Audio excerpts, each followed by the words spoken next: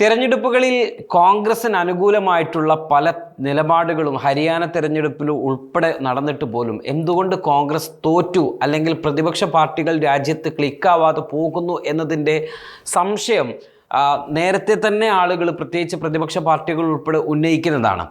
BJP അട്ടിമറി നേടിക്കൊണ്ടാണ് അല്ലെങ്കിൽ തെരഞ്ഞെടുപ്പിൽ കൃത്രിമം കാണിച്ചുകൊണ്ടും വോട്ടർ പട്ടികയിൽ കൃത്രിമം കാണിച്ചുകൊണ്ടും അതോടൊപ്പം തന്നെ വോട്ടിംഗ് മെഷീനിൽ കൃത്രിമം കാണിച്ചുകൊണ്ടുമൊക്കെയാണ് അധികാരത്തിൽ എത്തിക്കൊണ്ടിരിക്കുന്നത് എന്നത് സംബന്ധിച്ചുള്ള സംശയങ്ങൾ പ്രതിപക്ഷ പാർട്ടികളിലെ പല പാർട്ടികളും മുന്നോട്ട് വെച്ചതാണ്. ആം ആദ്മി പാർട്ടി ഒരിക്കൽ വോട്ടിംഗ് മെഷീനിൽ ക്രമക്കേട് നടക്കാൻ സാധിക്കുമെന്ന് തെരഞ്ഞെടുപ്പ് കമ്മീഷനെ വെല്ലുവിളിക്കുന്ന സാഹചര്യം പോലും ഉണ്ടായതാണ്.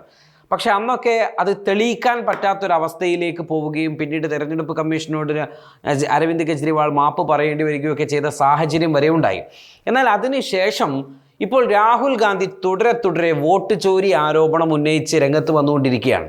അന്ന് അരവിന്ദ് കെജ്രിവാളിന് തെളിയിക്കുന്നതിൽ പരാജയപ്പെട്ടു പോയ കാര്യം ഇന്ന് രാഹുൽ ഗാന്ധി അക്കമിട്ട് നിരത്തി പഠനം നടത്തിക്കൊണ്ട് തന്നെ അദ്ദേഹം ആ കാര്യങ്ങളൊക്കെ മുന്നോട്ട് വെച്ചുകൊണ്ടിരിക്കുകയാണ്, തെളിവുകൾ രേഖപ്പെടുത്തിക്കൊണ്ടിരിക്കുകയാണ്. ഹരിയാനയിൽ എന്തുകൊണ്ട് കോൺഗ്രസ് തോറ്റു എന്നതിൻ്റെ ഉത്തമ ഉദാഹരണം ഇപ്പോൾ വെളിപ്പെട്ട് വന്നുകൊണ്ടിരിക്കുകയാണ്. വോട്ട് ചോരിയുമായി ബന്ധപ്പെട്ട കൂടുതൽ വിവരങ്ങൾ രാഹുൽ ഗാന്ധി പുറത്തുവിട്ടു. ഒരാൾ തന്നെ 22 വോട്ട് വരെ ചെയ്തു എന്നാണ് പ്രതിപക്ഷ നേതാവിൻ്റെ വെളിപ്പെടുത്തലുണ്ടായത്. എല്ലാ അഭിപ്രായ സർവേകളും കോൺഗ്രസിന് അനുകൂലമായിരുന്നിട്ട് പോലും ഹരിയാനയിൽ തോൽക്കുന്നതിലേക്ക് നയിച്ച കാരണങ്ങൾ പരിശോധിക്കുമ്പോഴാണ് പോസ്റ്റൽ വോട്ടുകളിൽ കോൺഗ്രസിന് 73ഉം BJPക്ക് 13ഉം ലഭിക്കുന്ന സാഹചര്യം. സ്വാഭാവികമായും പോസ്റ്റൽ വോട്ടുകളിൽ അനുകൂലമായ സാഹചര്യങ്ങൾ ഉണ്ടാകുമ്പോൾ അതിൻ്റെ ഒരു എലക്ഷൻ പാറ്റേൺ എന്ന നിലയിൽ ആ തരംഗം സൂചിപ്പിക്കുക വോട്ടിംഗ് മെഷീനിലും ഏകദേശം ആ തരത്തിലുള്ള കാര്യങ്ങൾ പോകുമെന്നൊക്കെ തന്നെയാണ്. എന്നിട്ടും BJP ആണ് ഹരിയാനയിൽ ജയിച്ചത്. ഇത് സാധ്യമാക്കിയത് വലിയ തോതിൽ വോട്ട് മോഷണം നടത്തിയാണ് എന്നാണ് പ്രതിപക്ഷ നേതാവ് രാഹുൽ ഗാന്ധി ഇപ്പോൾ ആരോപിക്കുന്നത്. 25 ലക്ഷത്തോളം കള്ളവോട്ടാണ് ഇത്തരത്തിൽ ചെയ്യപ്പെട്ടിരിക്കുന്നത്.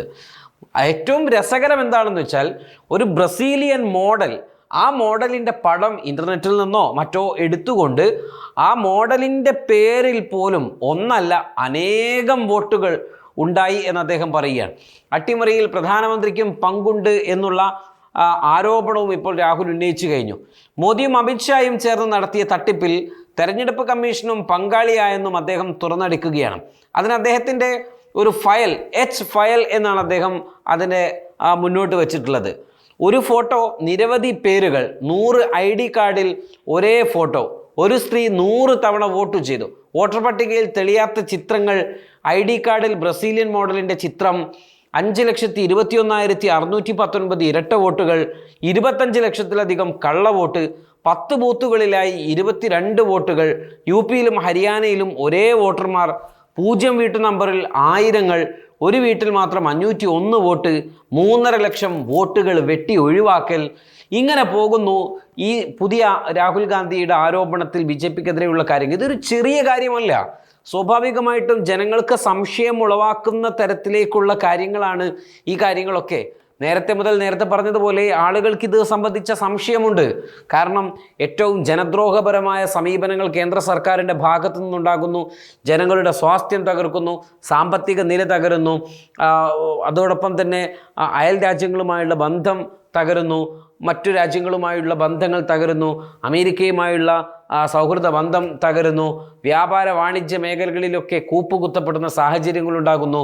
അങ്ങനെ ഒരു മനുഷ്യൻ്റെ നിത്യജീവിതത്തിൻ്റെ ചിലവ് വർദ്ധിച്ചുകൊണ്ടിരിക്കുന്ന ഒരു കാലഘട്ടത്തിൽ സ്വാഭാവികമായിട്ടും ഈ സർക്കാരിനെതിരായിട്ടുള്ള വലിയ ആരോപണം നേരിട്ടുകൊണ്ടിരിക്കുന്ന ഒരു ഘട്ടത്തിൽ, പ്രത്യേകിച്ച് കർഷക സമരം നടന്ന സാഹചര്യം, ബ്രിജ് ഭൂഷൻ്റെ ലൈംഗിക ആരോപണങ്ങളുമായി ബന്ധപ്പെട്ട് വലിയ സമരം ഹരിയാനയിൽ നടന്ന സാഹചര്യം, ഇങ്ങനെയൊക്കെ ഉണ്ടായിട്ട് പോലും ആ തിരഞ്ഞെടുപ്പിൽ അട്ടിമറി വിജയം കോൺഗ്രസ് നേടുമെന്ന് കരുതിയിടത്തു നിന്നാണ് ഈ ഒരു ആരോപണം ഇത്തരത്തിലുള്ള ഒരു രാഹുൽ ഗാന്ധിയുടെ ഒരു ആരോപണം പിന്നീട് ഈ തെരഞ്ഞെടുപ്പുമായി ബന്ധപ്പെട്ട് വരുന്നത്. സ്വാഭാവികമായിട്ടും ഇത്തരം ആരോപണങ്ങളൊക്കെ നിലനിൽക്കുന്നൊരു സർക്കാർ താഴെ വീഴുമെന്ന് ആർക്കും സങ്കല്പിക്കാൻ കഴിയുന്നത് തന്നെയാണ്. പക്ഷെ അവിടെ തുണയാകുന്നത് ഇത്തരത്തിലുള്ള അട്ടിമറികളാണ്. ഇത്തരത്തിൽ 25 ലക്ഷം വോട്ടും ഒക്കെ കള്ളവോട്ടുകളായും മറ്റുമൊക്കെ വന്നിട്ടുണ്ടെങ്കിൽ സ്വാഭാവികമായിട്ടും ആ ഒരു വാദത്തിന് വലിയ പ്രസക്തിയുണ്ട്. ആദ്യഘട്ട വോട്ടെടുപ്പിൽ ബീഹാർ വ്യാഴാഴ്ച പോളിംഗ് ബൂത്തിലേക്ക് പോകാനിരിക്കെയാണ് രാഹുൽ ഗാന്ധിയുടെ ഈ വാർത്താ സമ്മേളനം എന്നതും ശ്രദ്ധേയമാണ്. രാജ്യത്തെ പിടിച്ചുലച്ച സെപ്റ്റംബർ 18 വാർത്താ സമ്മേളനത്തിന് തുടർച്ചയായി നടക്കുന്ന വാർത്താ സമ്മേളനത്തിൽ എന്ത് ബോംബാണ് രാഹുൽ പൊട്ടിക്കുന്നതെന്നറിയാനുള്ള കാത്തിരിപ്പിലായിരുന്നു രാജ്യം. ആദ്യം വെച്ച ആ ഒരു ആരോപണത്തിനേക്കാൾ ശക്തവും വ്യക്തവുമായ കാര്യങ്ങൾ രാഹുൽ മുന്നോട്ട് വെച്ചിരിക്കുകയാണ്.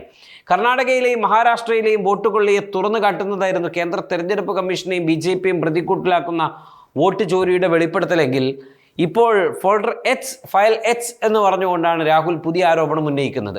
രാഹുൽ ഉന്നയിച്ച ചോദ്യങ്ങൾക്കൊന്നും തെരഞ്ഞെടുപ്പ് കമ്മീഷൻ നേരത്തെയും ഉത്തരം നൽകിയിട്ടില്ല. പല വാർത്താ സമ്മേളനത്തിലും ഒരു തെരഞ്ഞെടുപ്പ് കമ്മീഷൻ നടത്തുന്ന വാർത്താ സമ്മേളനമാണോ ഇത് എന്നൊക്കെ സാധാരണക്കാർക്ക് തോന്നിപ്പോകുന്ന തരത്തിൽ ലൊട്ടിലൊടുക്ക് ന്യായങ്ങൾ പറഞ്ഞുകൊണ്ടാണ് അന്ന് തെരഞ്ഞെടുപ്പ് കമ്മീഷൻ ആ വാർത്താ സമ്മേളനം അവസാനിപ്പിക്കുന്നത്. പിന്നാലെ രാഹുലിൻ്റെ വോട്ടർ അധികാര യാത്രയും ബീഹാറിൽ നടന്നു. ബീഹാറിൽ ഇന്ന് നിശബ്ദ പ്രചരണം നടക്കാനിരിക്കെയാണ് രാഹുലിൻ്റെ ഇന്നത്തെ വാർത്താ സമ്മേളനം ഉണ്ടായിരിക്കുന്നത്. ഇതെങ്ങനെ ബീഹാറിൽ ബാധിക്കും, ബീഹാറിനെ എങ്ങനെ അത് ഉൾക്കൊള്ളും, അല്ലെങ്കിൽ ബീഹാറിൽ എങ്ങനെ അത് ബാധിക്കും എന്നത് സംബന്ധിച്ചുള്ളതാണ് ഇനി വരാൻ പോകുന്ന ദിവസങ്ങളിൽ പ്രത്യേകമായിട്ടുള്ള രാഷ്ട്രീയം. നാളെ ഒരു ദിവസം സൈലന്റ് പ്രചാരണവും മറ്റന്നാൾ ബീഹാർ ബൂത്തിലേക്ക് പോവുകയുമാണ്. സെപ്റ്റംബറിലെ വാർത്താ സമ്മേളനത്തിന് പിന്നാലെ ഇതിനേക്കാൾ വലിയ ഹൈഡ്രജൻ ബോംബാണ് അടുത്തതെന്ന് രാഹുൽ അന്ന് വെളിപ്പെടുത്തിയിരുന്നു. എന്നാൽ ഇതാണോ ഹൈഡ്രജൻ ബോംബ് എന്ന് പറയുന്ന എച്ച്, അതിൻ്റെ തുടക്കമാണോ എന്നൊക്കെ നമുക്കിപ്പോൾ സംശയമുണ്ട്. ഏതായിരുന്നാലും രാഹുൽ ഇതിൽ ഇനിയും രാഹുലിൻ്റെ വാർത്താ സമ്മേളനവുമായി ബന്ധപ്പെട്ട വ്യക്തതകൾ കൂടുതൽ വരുന്ന മുറക്ക് രാഹുൽ പറഞ്ഞു വെക്കുന്ന ഒരു കാര്യമുണ്ട്. ജെൻ സി എന്ന് പറയുന്ന നേപ്പാളിനെ അട്ടിമറിച്ച പ്രബുദ്ധരായ ഒരു യൂത്ത്, ആ യൂത്തിൻ്റെ മസ്തിഷ്കത്തിലേക്കാണ് രാഹുൽ ഒരു പ്രക്ഷാളനം നടത്താനുള്ള ഒരു തയ്യാറെടുപ്പോടുകൂടി കാര്യങ്ങൾ നടക്കുന്നത്. അപ്പോൾ രാഹുലിൻ്റെ മുന്നിൽ കാര്യങ്ങൾ വ്യക്തമാണ്. ഇത്തരത്തിലുള്ള അട്ടിമറികളിലൂടെ BJP തെരഞ്ഞെടുപ്പ് നേരിടുകയാണെങ്കിൽ കോൺഗ്രസിന് എന്ത് ചെയ്തിട്ടും കാര്യമില്ല, മറിച്ച് വിപ്ലവം തന്നെ ഇവർക്കെതിരെ വേണ്ടി വരും എന്നത് സംബന്ധിച്ചുള്ള സൂചനയാണ് രാഹുൽ ഇപ്പോൾ തുറന്നു വെക്കുന്നത്. അങ്ങനെയാണെങ്കിൽ കോൺഗ്രസ് എന്ന് പറയുന്ന പ്രസ്ഥാനത്തിൻ്റെ അടിമുടി സംഘടനാ തലത്തിൽ മാറ്റപ്പെടുകയും ശക്തമായ നേതൃനിരയെ കൊണ്ടുവരികയും ഇന്ത്യ കണ്ടിട്ടുള്ള ഏറ്റവും വലിയ പ്രക്ഷോഭത്തിൻ്റെ നാളുകൾ തുറക്കപ്പെടുകയും ചെയ്യുന്ന ഒരു രാഷ്ട്രീയ സാഹചര്യം സംജാതമാക്കാൻ കോൺഗ്രസിന് സാധിക്കേണ്ടതുണ്ട്. അത് സാധിക്കാത്തിടത്തോളം കാലം രാഹുൽ ഇങ്ങനെ വാർത്താ സമ്മേളനം നടത്തും. ഒന്നുപക്ഷേ തെരഞ്ഞെടുപ്പ് കമ്മീഷൻ ലൊട്ടിലൊടുക്ക് ന്യായങ്ങൾ മുന്നോട്ട് വെക്കും. കേന്ദ്ര സർക്കാർ ഇതിനെ ഒരു രാഷ്ട്രീയ ആരോപണമായി കണ്ട് അതിനെ വഴിതിരിച്ചു വിടുന്ന സംഭവങ്ങളും വികാസങ്ങളും സൃഷ്ടിച്ച് മുന്നോട്ട് പോകും. തത്വത്തിൽ ഇതിന് പരിഹാരം കാണുന്ന ഒരു അവസ്ഥാവിശേഷണം ഉണ്ടാവുകയില്ല എന്നാണ് പറഞ്ഞു വരുന്നത്. മറിച്ച് രാഹുൽ ഇന്ന് നൽകുന്ന സൂചന ജെൻ സി ചിന്തിക്കണം എന്ന് പറയുമ്പോൾ കൃത്യമാണ്.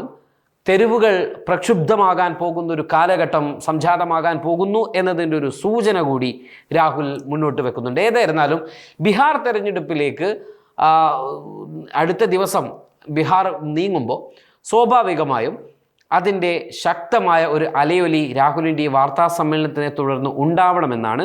പക്ഷെ നമുക്കറിയാം, ഓരോ വാർത്താ സമ്മേളനങ്ങൾ രാഹുൽ എന്താണോ പ്ലാൻ ചെയ്യുന്നത് അതിനെ മറിച്ചിടാൻ പോകുന്ന തരത്തിലുള്ള തന്ത്രം മറുഭാഗത്ത് പാക്ക് ചെയ്ത് തയ്യാറാക്കി വെക്കുന്ന ഒരു സർക്കാരും സംവിധാനവുമാണ് സെറ്റപ്പുമാണ് BJPയുടേത്. അതുകൊണ്ട് തന്നെ ഇന്ന് രാത്രിയും നാളെ പുലരുമ്പോഴുമൊക്കെ എന്ത് സംഭവിക്കുമെന്ന് നമുക്ക് എക്സ്പെക്റ്റ് ചെയ്യാൻ കഴിയില്ല. നമുക്കതൊക്കെ കാത്തിരുന്ന് കാണേണ്ടതുണ്ട്. Waytonikah.com, the exclusive Muslim matrimonial site.